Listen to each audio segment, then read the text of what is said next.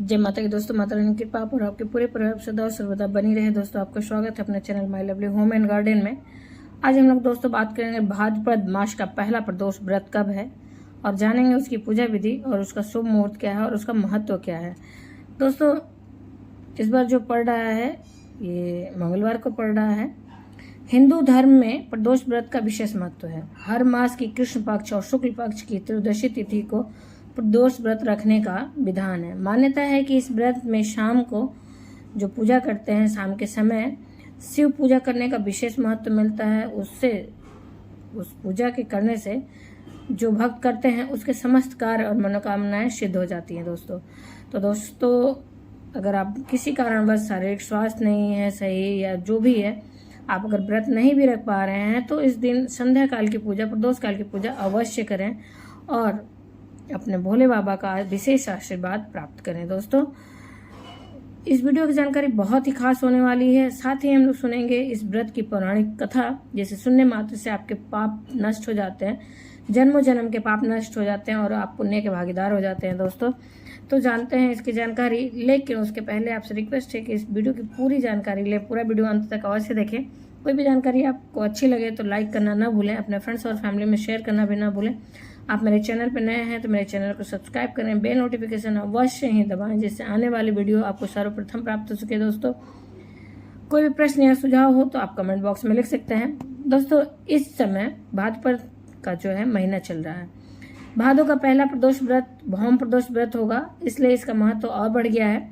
भाद्रपद माह का पहला प्रदोष व्रत 12 सितंबर 2023 दिन मंगलवार को रखा जाएगा। मंगलवार होने की वजह से इसे भौम प्रदोष कहेंगे या भौम प्रदोष ये कहलाएगा। दोस्तों भाद्रपद मास का जो है इसका पूजा का मुहूर्त क्या है, इसकी तिथि कब प्रारंभ हो रही है त्रयोदशी की, जानते हैं। हिंदू पंचांग के अनुसार भाद्रपद माह के कृष्ण पक्ष की त्रयोदशी तिथि तो प्रारंभ हो जाएगी 11 सितंबर 2023 को रात 11:52 पर और समाप्त होगी 13 सितंबर 2023 को प्रातः 2:21 पर। इस दिन पूजा के लिए जो शुभ मुहूर्त हमें 12 सितंबर को प्राप्त होगा शाम का 6:30 से लेकर रात के 8:49 पर। तो आप इस समय का विशेष ध्यान रखें। आप शिवालय अवश्य जाएं और शिवालय में जाके भगवान को उनके प्रिय हर चीज को अर्पित करें और विधि विधान से पूजा करें। और इसका महत्व है दोस्तों, उस धार्मिक शास्त्र में जो हमारे धर्म ग्रंथ हैं उसमें ये वर्णन है कि हनुमान जी को शिव जी का ही रुद्रावतार बताया गया है। इस दिन भगवान शिव के साथ हनुमान जी की पूजा करने वालों के समस्त कष्ट खत्म हो जाते हैं।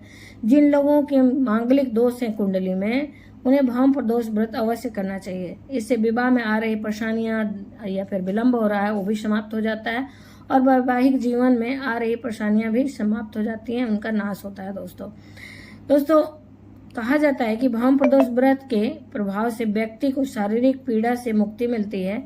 इसके साथ ही शिव कृपा से परिवार को आरोग्य, आत्मविश्वास में वृद्धि का वरदान प्राप्त होता है। मंगल ग्रह की शांति भी, जो मंगल ग्रह हैं उनकी शांति भी होती है। दोस्तों तो इस व्रत को उनकी शांति के लिए भी अगर कुंडली में दोष है मंगल का तो अवश्य करें।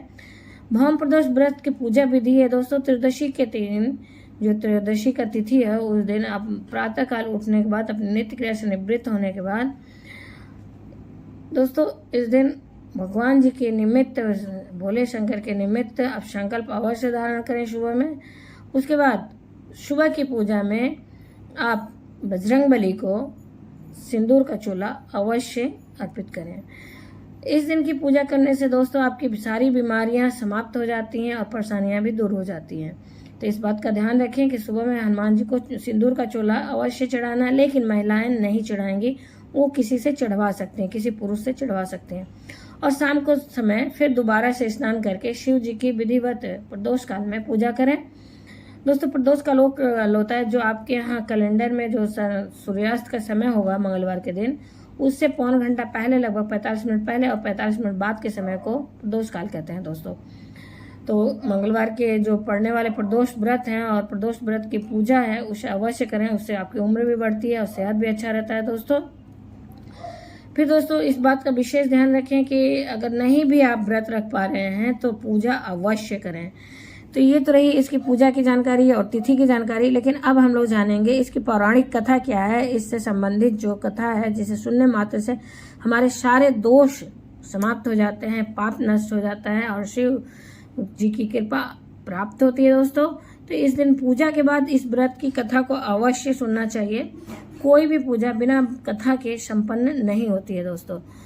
तो इस बात का आप ध्यान रखें कि अगर आपका पूजा संपन्न हो जाता है, पढ़ें या श्रवण करें, जैसा भी आपके पास संभव हो उसको करें।